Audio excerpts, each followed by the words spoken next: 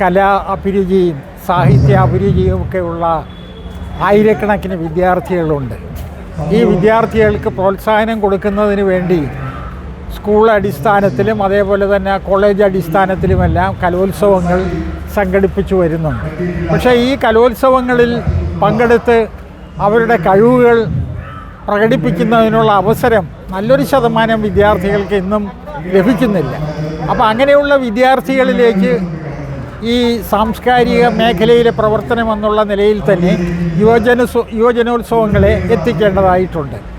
ഇപ്പോൾ ശ്രീനാരായണ ഓപ്പൺ യൂണിവേഴ്സിറ്റിയിലെ വിദ്യാർത്ഥികളെന്ന് പറഞ്ഞാൽ സാധാരണ വിദ്യാർത്ഥികളല്ല, 10-25 വയസ്സ് വരെയുള്ള ക്യാമ്പസുകളിലുള്ള യൂണിവേഴ്സിറ്റികളിൽ നേരിട്ട് അധ്യയനം നടത്തുന്ന വിദ്യാർത്ഥികളല്ല.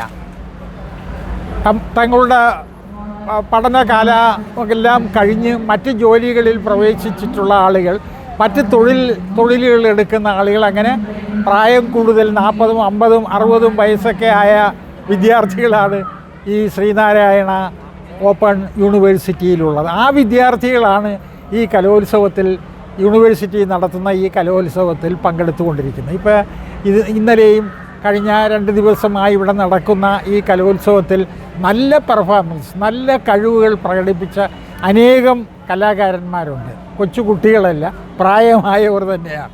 അപ്പോൾ അവർക്ക് അതിന് അവസരമുണ്ടായില്ല. ഇപ്പോൾ ഒരു വേദിയിൽ ഈ കലാ മത്സരത്തിൽ പങ്കെടുക്കുന്നതിന് മുമ്പായി ഒരു കലാകാരൻ പറഞ്ഞത്, 34 വർഷത്തിന് ശേഷമാണ് എനിക്ക് ഇങ്ങനെ ഒരു അവസരം, ഈ മത്സരത്തിൽ, കലാമത്സരത്തിൽ പങ്കെടുക്കുന്നതിനുള്ള അവസരം ശ്രീനാരായണ യൂണിവേഴ്സിറ്റി ഉണ്ടാക്കിയത്, അതിന് നന്ദിയുണ്ടെന്ന് പറഞ്ഞു.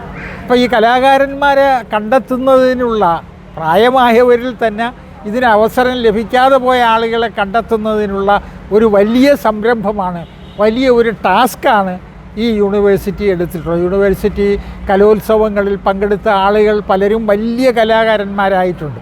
ഇപ്പം ഞാൻ തന്നെ കേരള യൂണിവേഴ്സിറ്റി യൂണിയൻ ചെയർമാനായിരുന്ന കാലത്ത് വളരെ മുമ്പാണ്.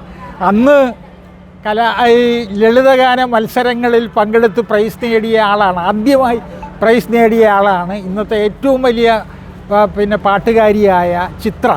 എന്നോട് തന്നെ പറഞ്ഞിട്ടുണ്ട്, ആദ്യമായി താങ്കൾ ചെയർമാനായിരുന്ന യൂണിവേഴ്സിറ്റി യൂണിയനാണ് എനിക്കൊരു പ്രൈസ്, പ്രധാനപ്പെട്ട ഒരു സമ്മാനം നൽകുന്നതെന്ന്. അതേപോലെ തന്നെ വേണുഗോപാൽ, കലാകാരനായ പാട്ടുകാരനെ വേണുഗോപാലിനെയും ആദ്യമായി ഈ മത്സരത്തിൽ പങ്കെടുത്ത് ഈ നിലയിലേക്ക് മുന്നോട്ട് വരുന്നതിന് പ്രോത്സാഹനം കൊടുക്കാൻ അന്നത്തെ ഞാൻ തന്നെ ചെയർമാനായ യൂണിവേഴ്സിറ്റി യൂണിയന് കഴിഞ്ഞിട്ടുണ്ട്.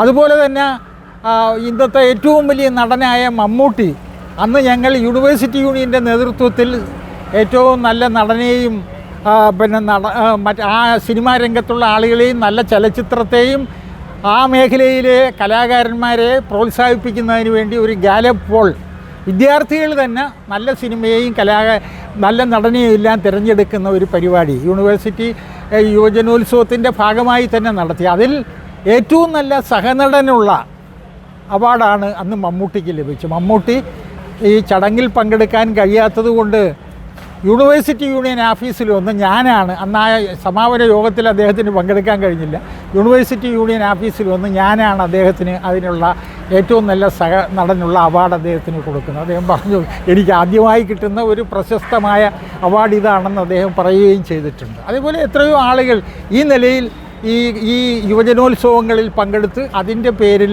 ആ പ്രോത്സാഹനം ലഭിച്ചതിൻ്റെ അടിസ്ഥാനത്തിൽ വളർന്ന് കേരളത്തെ ഈ കലാരംഗത്ത് ഏറ്റവും വലിയ നിലയിൽ നിൽക്കുന്നുണ്ട്.